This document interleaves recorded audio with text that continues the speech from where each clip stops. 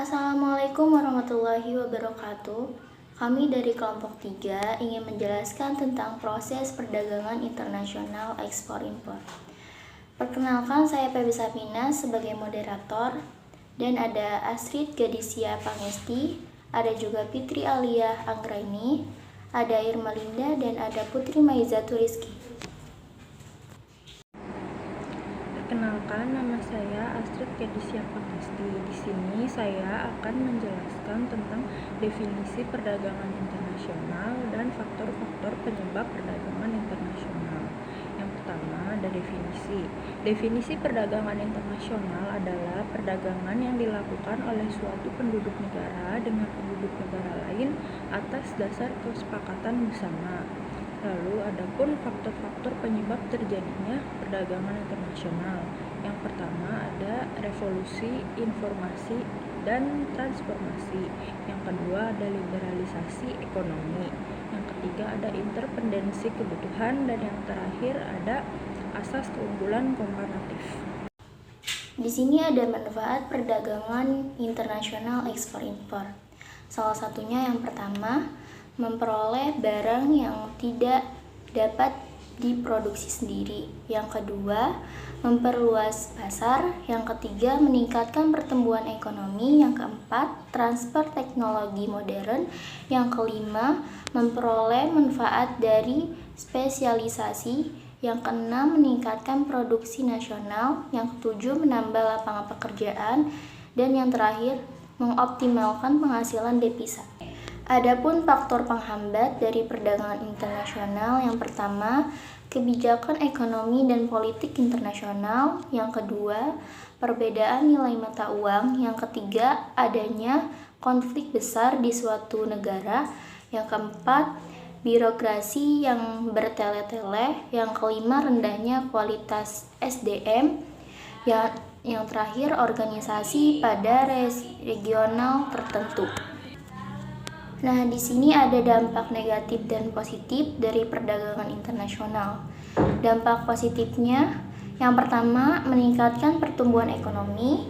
Yang kedua, peningkatan efisiensi. Yang ketiga, peningkatan pilihan konsumen. Yang keempat, transfer teknologi. Yang kelima, peningkatan lapangan pekerjaan.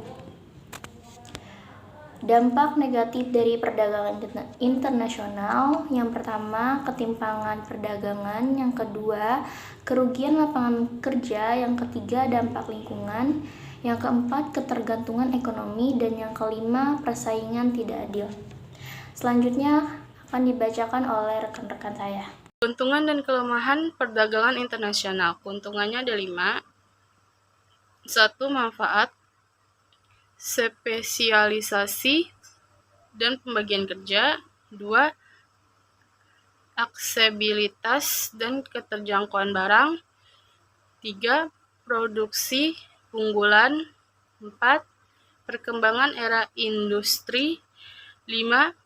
Perbaikan transportasi. Kelemahannya itu ada 6. 1. Pertumbuhan ekonomi yang timbang. 2. Ketergantungan pada luar negeri. 3. Kesalahgunaan sumber daya alam.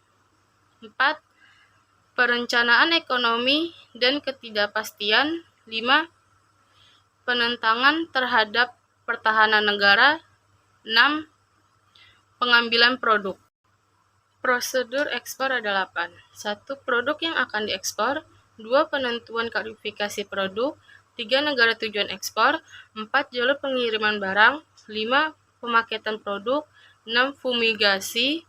7. Penentuan jadwal ekspor. 8. Menyiapkan surat keterangan asal.